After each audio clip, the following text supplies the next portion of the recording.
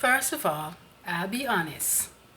The last time I was teaching was over 10 years ago in Jamaica. And yeah, so everything in Japan's school system looks pretty new to me and very different. But also, I'm gonna tell you straight up, those animes aren't wrong. Every school I have been to actually has sakura trees planted in front of it. So yes, at March and April for 2 glorious weeks, you have all those flowers just blooming beautiful pink and it's just blowing in the wind, looking all dramatic like it belongs to some romantic anime. And I'm serious. That's just how it looks in spring. And it's like they have it like for their send off to be like, okay, our time here was a short time, just like how the sakura blooms for a short time. For the whole year, all those beautiful flowers, just 2 weeks, so it's really very beautiful when you think about it in that sense as well.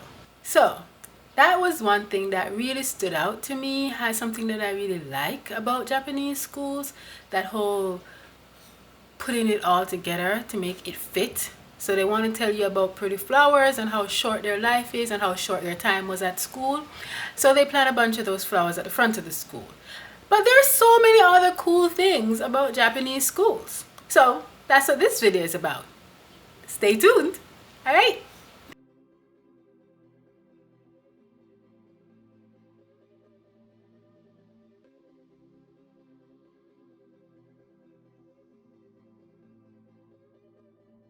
Hello everyone.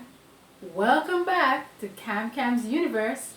I'm Camille Marks Kelly, the beautiful one. And thank you for coming to watch this video.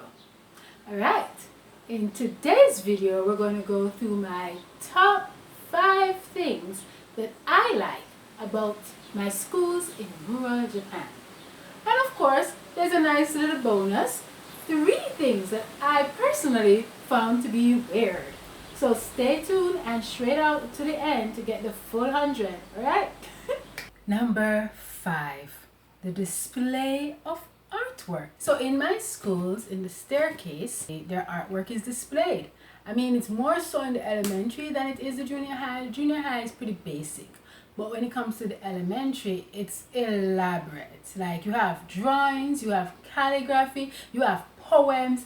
Any little creative thing that the students created is just displayed, and it's all the students' work too. It's not like, oh, this kid's work is really nice, so I'll put that up. No, it's everybody. You get to have a little insight into the creative minds of these little children, and it's beautiful, absolutely beautiful. And it's not just drawings either. I mean, of course you have your traditional drawings, but you have something like, there was actually this magic egg concept. I'm not really sure I've translated that right, but every student's poster had like a an egg that's cracked, and then they draw what came out of this egg. But it's just different for every kid. That's why I call it a magic egg. Because you have one kid had rainbows and flowers, another one has like a beautiful family. Next one has a samurai just like slicing up things, and then you have like people playing football. It's really just dependent on that child's imagination. So I dub it the magic egg, because it all happens in this cracked egg. And then even when it comes to those poems, like because the season changed, the students had a poem to write about their favorite season or what that season means to them, and they put a little drawing with it. Of course I can't read. I went, come on. I know how to read the kanji for the seasons. So I knew it was about seasons, okay? And then I asked for translation. But either ways, the poems are there, the drawings are there, so I could infer what's going on, and overall it's beautifully displayed. And they've put things like summer, and it'll be like, summer to me is swimming and watermelon. So they write about their favorite season, they put pictures related to it, and all of that is displayed, and you get to really get a feel of the kids' artistic nature. So I really like it. It gets, because sometimes you see like a student that you know in the class, and you get to see something about them too that kind of like helps you in the next class that you're with that student. You can like be when they're supposed to come up with things they like, and you be like, I like nani nani, and you be like, and you look at that kid and you be like, I like swimming. You know, they were talking about swimming in that poem, and they're like, yes, I like swimming. And you're like, so it really gives you an insight into the child in this most interesting way. But overall, it's beautifully put together and well done, and I really like it. Alrighty, on to number 4. The independence of the students. I mean, they are pretty independent. When people tell you Japanese children are independent, take their word for it. They're really independent. Once you've taught them how to do it, I mean, they just do it. I mean, of course, there's supervision by the teachers, but like, it's not like they have to force them to do anything. Like, they just have it innate in themselves that they're supposed to be able to do this. The independence of Japanese students, especially in my community, really fits well in the Japanese society. Kids actually learn how to take care of themselves pretty early out here in Japan, and it's logical because their parents are pretty busy at work, which is pretty much how Japan works. So being a student is really like a precursor to being a working adult who's always busy. So a student is actually always busy. My students are actually at school before I arrive, and they're there long after I've left, right? And they're not, I mean, of course, you have some people who are doing this, something they shouldn't be doing, but 95% of them are definitely being positive, like really working here. They're planning things, they're part of their club activities, they're organizing, they're practicing. They're really well put together, and they get about their business safely, right? And at school, as a teacher, it's extremely heartwarming to see how they really just take care of themselves and do their best once you've given them the responsibility. They're used to it. From a young age, they're always given tiny little increments of responsibility. There's no fluttering teenager. There's nobody going like, I can't do this is too much. No, it's just like, okay, new responsibility. All right, got you. Let's get this done. And then like you can see too over time how they get better at it. And you also can tell from that too the things they really are not interested in. Because on average, they get better at these things that you assign them to. So if they don't get better at it, you know that they're just not trying at it and they really just don't like it. And you can think to yourself, all right, this is not for this kid. Like, I got a kid who's always drawing in English class. I'm like, this is better than when he was talking to the other students and distracting them. And you know what? Maybe I'll read his manga in the future. Who knows? I mean, it won't be translated by him because he clearly isn't paying attention in English class. But I recognize his drawing style from all the drawings he's done in class. Yeah. So, yeah. There are kids like that, but that's fine. The rest of them are pretty independent, organized, and well put together. So even at lunchtime, they get themselves put together, they put on their aprons, their head ties, they head out in a nice organized line, they collect their lunches, and then they serve the lunch to their classmates, minimum supervision by the teachers. I mean, they did everything they're supposed to do. Then in the mornings when I come to school, you have morning announcements, students do it. There's no teacher in there with them. Lunchtime, you have lunchtime announcements, it's just the students. No teachers are in there. I remember watching anime and thinking that this is just an exaggeration. There's no way the kids are doing all of this. But they are. They actually are. And it's not like they were just born knowing how to do it. The teachers really show them how to do it. And you see them showing them from when they are first years at elementary. So of course, when you see a teenager doing it, this is second nature to them. Absolute second nature. Right? Even my little tiny children at the elementary, they put up the flag in the morning, take it down in the evening. They fold it up appropriately, put it where it's supposed to be put. Like, very young children have sensible and elaborate responsibilities, right? And it's not just like things like a chore type of responsibility, because yes, they clean the classrooms as well as other areas in the school. We don't have a janitor at our school at all, at any of my 4 schools. The kids and the teachers clean, and the kids don't see anything wrong with that. But to be fair, if everybody's doing it, you wouldn't see anything wrong with it. Like, that's just the way it is. So yeah, after the first 2 months of the first semester, you will see the teachers kind of aggressively shadowing the students as they teach them the ropes. But then after that, you have kids as young as 7 and 8 actually fully functioning and knowing all the things they're supposed to do and willing to accept more responsibility as time goes on. And it's really nice and cool when you see it all come together right before your eyes. Because you're like, this kid will never get it. I mean, I remember sitting in second year class, so these were like 8-year-olds, and they were doing their reading, and there was this kid that always, like, he just clearly wasn't even speaking Japanese. Like, he's clearly speaking the countryest bend ever. He's always being corrected. When they're supposed to read aloud in class, he's counting every word. He's like, watashi, and it was just like, I was just like, yeah, at least I'm reading at his level. And I was like, okay, he's gonna be the slower set.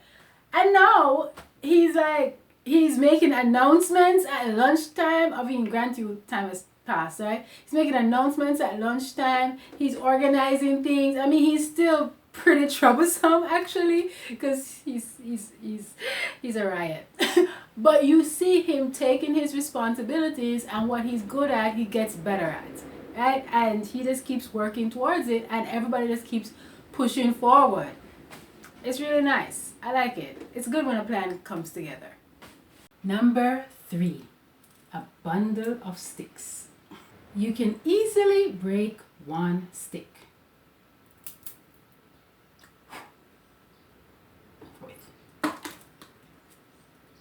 But you cannot a bundle of sticks.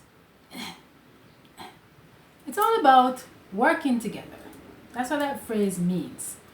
Working together, you are stronger, right? And that's pretty much how my Japanese kids live their life here. Probably you're more familiar with the phrase, it's lonely at the top, right? Or in Jamaica, one of the common things that we would hear is, the reward for hard work is more hard work. In both cases, it's as if once you have reached the pinnacle of something, you're all by yourself, right? And everybody else is below you or somewhere else. But in Japan, they don't try and promote those. Well, not in the school. It's more like, let's all get there together. Yes, we can. And it's actually a pretty cool concept. At all times, the class is given pair work or group work. And no matter who they're paired with, they actually really try to work hard at whatever task they're given. I mean, to the level of the student, right? They put the effort in it and they work with that person. There is actually a student who comes to school pretty much once per month at best. I don't mean like he comes to my class once per month. He comes to school once per month at best. And when he's in a pair or a group, nobody's like, nah, teacher, he don't know nothing. No, nobody says that. They all try and work with him. Then of course you have the kid who comes to school every single day who doesn't carry any books. And yeah, they still work with him too. Nobody makes a big deal out of it. Nobody wants to be superior to the next person. Nobody wants to be sticking out like a sore thumb. Nobody wants to be that stick, right? Or nail, as the phrase may go.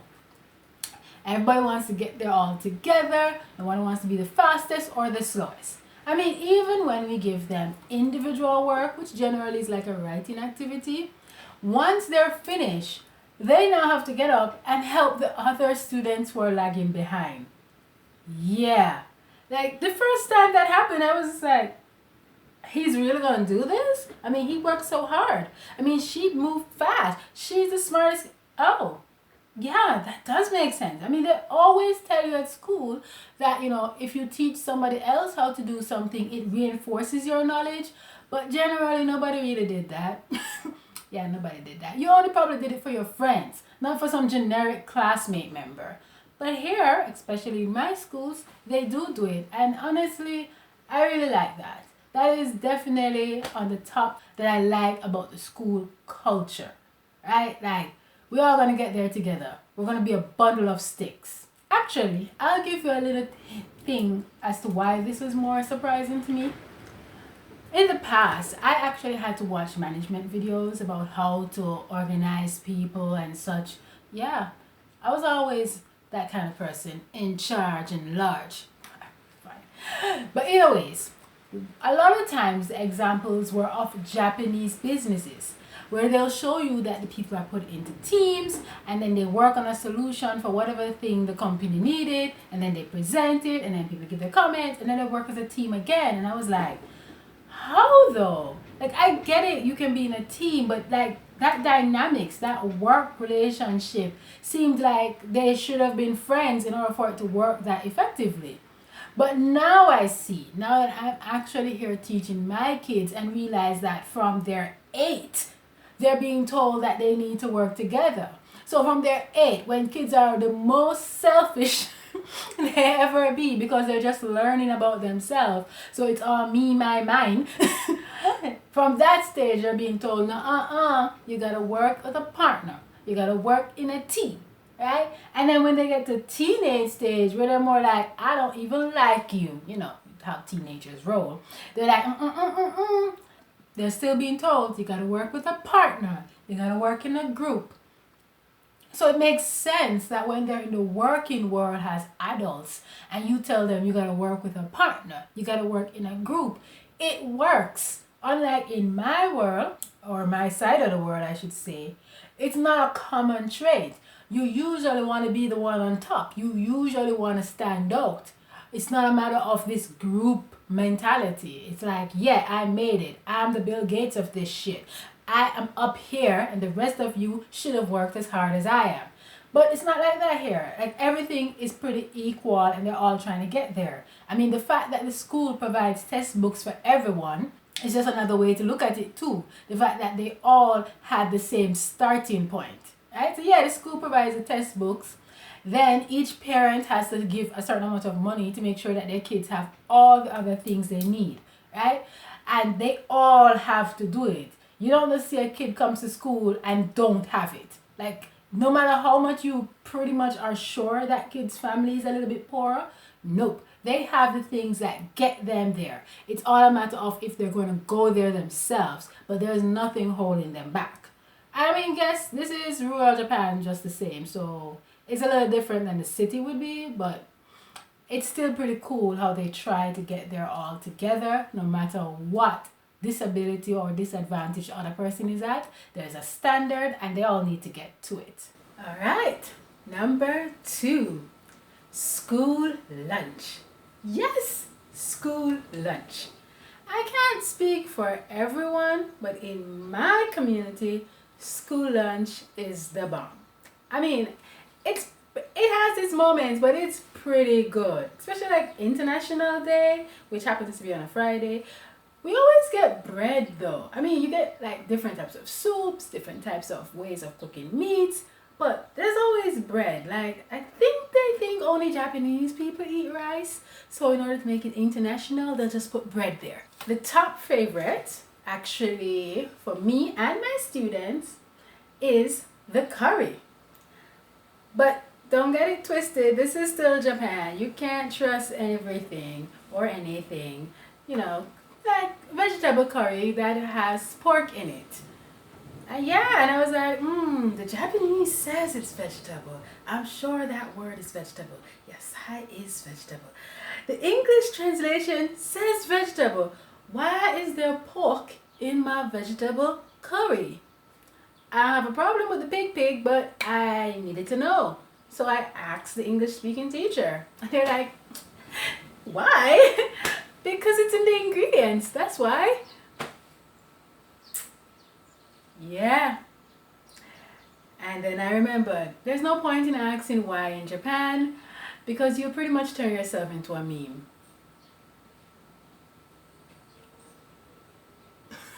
But yeah, no problemo. Lunch is still delicious. I mean, yes, we get milk every day. And I mean every day.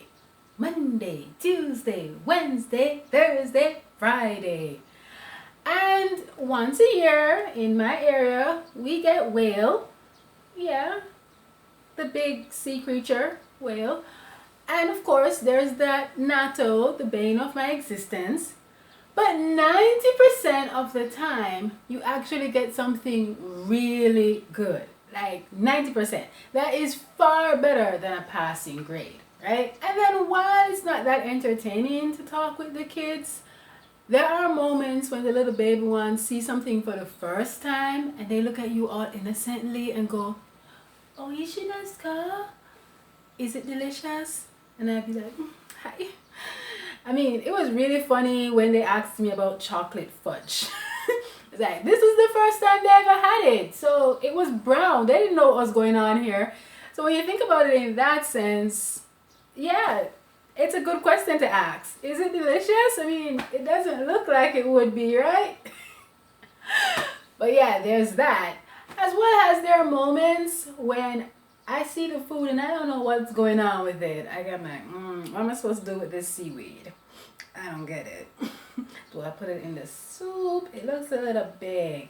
And then a 10-year-old has to come over and be like, Kelly Sensei, mite. And then they just do the whole thing. I'm like, oh, nice. Now I know how to make a temari. It's like a rolled sushi. Look at the picture. Don't worry about it. So in general, yes, I like school lunch.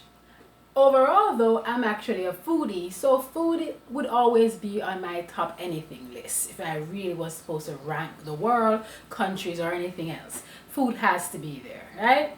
And honestly, I'm just not afraid. Well, I'm not afraid. Yeah, I'm not afraid to do certain things too, you know? Like, I don't know what that is. That's mystery meat. And you know what? It's delicious or not, because, you know, it's a hit or miss when you don't know what animal died to make it. But also, I'm not afraid to use my chopsticks, and whatever I can't pick up, stab it. I mean, that's obviously why the tips are pointy, right? Obviously. Otherwise, it doesn't make any sense. So they also ensure to like mix up the rice. It's not always just white rice. Sometimes you get weird shit in your rice, but it's not like weird bad stuff. It's like cool stuff. Like you get mushrooms, you get vegetables, you get this peculiar type of, oh, chestnut. You get chestnut in your rice. Like that was, I didn't know what that was. I never had chestnut in Jamaica. I never saw it on anything. And I was like, what the heck is this? And I'm like Googling the life out of it. And I'm like, chestnut? Well, that's new to me, right? And then I went and bought the chestnut Kit Kats, you know, just to like cement that whole chestnut lifestyle. Yeah. But after that, we have special treats too. Yeah. So we have like those fancy shusi, the temari. Then we have things for special days. Like we get roasted soybeans for setsubun. They're not bad actually. They're just like weird peanuts. But anyways, so you get those. And then Valentine's we got the chocolate fudge. Like, yeah, we did. And then Girls' Day, which was in March, we get the peach cake and like the special soup and the special shrimp, all associated with Girls' Day. Then Halloween, we got like a little jello with a little scary pumpkin on it. Oh, good times. And then Christmas, we get Christmas cake. And I mean, like, it's Japanese Christmas cake, so it's just cake, really, that they put in a Christmas box. But it was still good, and it was still amazing. So, yeah, school lunch. It deserves its position on this list. I like it. I like it a lot.